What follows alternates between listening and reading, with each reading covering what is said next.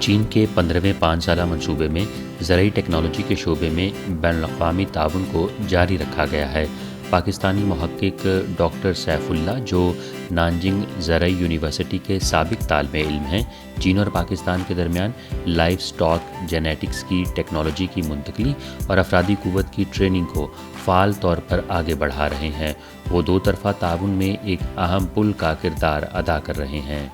میں ڈاکٹر سیف اللہ ہوں اور میں پاکستان میں بلوچستان کی Lasbela university of agriculture, water and marine sciences میں department of veterinary and animal sciences کا فیکلٹی ممبر ہوں۔ میں یونیورسٹی کے بزنس انکیوبیشن سینٹر کا مینیجر بھی ہوں۔ میں نے اپنا ماسٹرز اور P H D animal genetics, افزائش نسل اور تولیدی شعبے میں نانجنگ یونیورسٹی جیانگسو، چین سے مکمل کیا، جہاں مجھے تحقیقی تجربہ اور جدید زرعی ٹیکنالوجی سے واقفیت حاصل ہوئی۔ ناشتے کے دودھ سے لے کر خستہ فرائیڈ چکن اور گرم اونی سویٹر تک، ہماری بہتر طرز زندگی کا بڑا حصہ اینیمل جینیٹکس یعنی حیوانی جینیات، افزائش نسل اور تولیدی شعبے کی بدولت ہے۔ چین میں اس شعبے نے جانوروں کی افزائش کو محض گھریلو سطح پر پالنے کے روایتی عمل سے نکال کر ایک زیادہ مخصوص اور ضرورت کے مطابق نظام میں بدل دیا ہے۔ اس کے ذریعے پورٹ کا معیار بہتر ہوا، گایوں میں دودھ کی پیداوار بڑھی، مرغیوں کی نشوونما تیز ہوئی اور پالتو جانوروں کی صحت میں بہتری آئی ہے۔ یہ شعبہ زرعی جدت اور جدید کاری کی قومی حکمت عملی کا اہم حصہ ہے اور مویشی پالنے کے روایتی طریقے کو جدید بائیو ٹیکنالوجی اور مصنوعی ذہانت کے ساتھ جوڑتا ہے۔ میں وہ ٹیکنالوجیز عملی طور پر استعمال کرنا چاہتا ہوں جنہیں میں نے نانجنگ زرعی یونیورسٹی میں سیکھا، جہاں میں 6 سال سے زیادہ رہا۔ اس دوران میں نے جامع ٹریننگ حاصل کی اور جدید زرعی اور لائف سٹاک ٹیکنالوجیز کے استعمال سے قیمتی تجربہ حاصل ہوا۔ میں نے کئی ٹیکنالوجیز کو استعمال کرنا سیکھا اور چین سے مہارت حاصل کی۔ اب وقت آ گیا ہے کہ ان جدید ٹیکنالوجیز کو وطن واپس لایا جائے۔ میں نے مختلف ماہرین اور مختلف تدریسی طریقوں سے بھی سیکھا اور اب میں تیار ہوں کہ اس علم کو تحقیق کے ذریعے استعمال کروں اور اپنے طلباء کو سکھاؤں۔ بلوچستان لائف سٹاک کے لحاظ سے پاکستان کا اہم صوبہ ہے، جہاں بلوچی بکری جیسی منفرد مقامی نسلیں موجود ہیں۔ یہ نسلیں خشک ماحول سے اچھی طرح مطابقت رکھتی ہیں، لیکن ان کی بڑھوتری کی رفتار اور گوشت اور دودھ کی پیداوار میں مزید بہتری لائی جا سکتی ہے۔ حیوانی جینیات، افزائش نسل اور تولیدی علم کو استعمال میں لا کر جینومک سلیکشن اور مالیکولر اسسٹڈ بریڈنگ کو بہتر بنایا جا سکتا ہے۔ اس کے ذریعے نشوونما اور بیماریوں سے مزاحمت سے متعلق جینز کی نشاندہی کی جا سکتی ہے۔ اس عمل سے بہتر مقامی نسلیں تیار ہوں گی، کسانوں کی آمدنی میں اضافہ ہوگا اور مویشی پالنے کے معاشی فوائد بڑھیں گے۔ مجھے اپنے علاقے، خاص طور پر بلوچستان میں مویشیوں کی پیداواری کارکردگی بڑھانے کی ضرورت نے تحریک دی۔ یہ شعبہ جینیاتی بہتری اور جدید تولیدی ٹیکنالوجیز کے ذریعے پائیدار حل فراہم کرتا ہے، جس کی وجہ سے میں نے اینیمل جینیٹکس میں پی ایچ ڈی کرنے کا فیصلہ کیا۔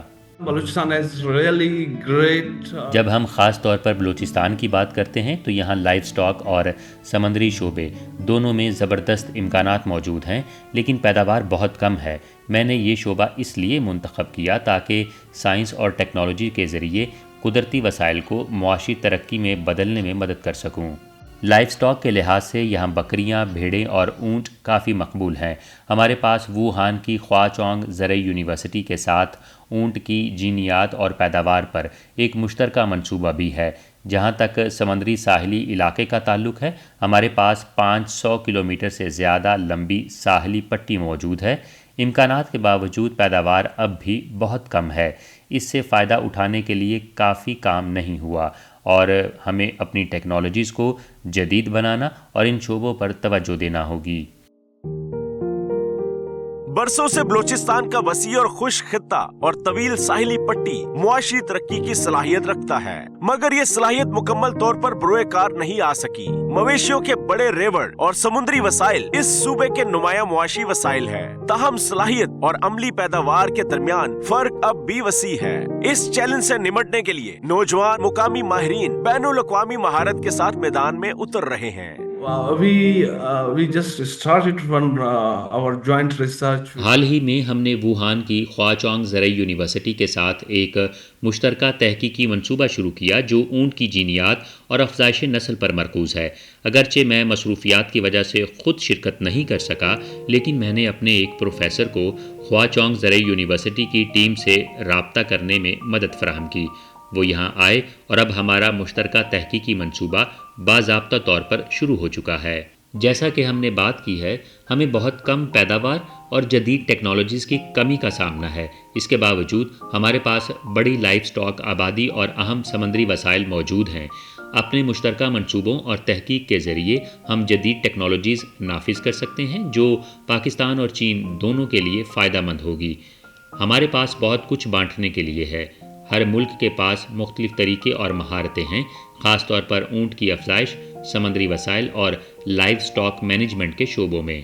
چین پاکستان اقتصادی راہداری کے اپ گریڈ شدہ مرحلے میں زرعی ٹیکنالوجی کے تعاون کو بنیادی ترجیح دی گئی ہے۔ چین نے جدید مالیکیولر بریڈنگ ٹیکنالوجی پاکستان کو منتقل کی ہے اور مشترکہ لیبارٹریاں قائم کی ہیں۔ زرعی وسائل سے مالا مال خطہ ہونے کے باعث بلوچستان ان مشترکہ منصوبوں کے لیے اہم اور موزوں مقام بن سکتا ہے۔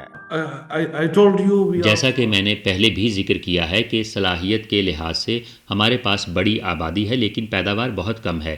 اس کی بنیادی وجہ جدید ٹیکنالوجیز اور ماہر افرادی قوت کی کمی ہے۔ ہم کئی شعبوں میں پیچھے ہیں اور اب وقت ہے کہ جدید ٹیکنالوجیز اپنا کر ان حالات کو بہتر بنایا جائے۔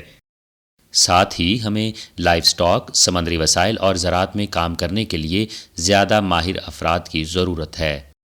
میں اپنے طلباء اور نوجوان نسل سے یہ کہنا چاہوں گا کہ یہ وقت ہے کہ آپ خود پر یقین کریں، سائنس، تحقیق اور خاص طور پر اپنی مہارتیں بڑھانے پر توجہ دیں۔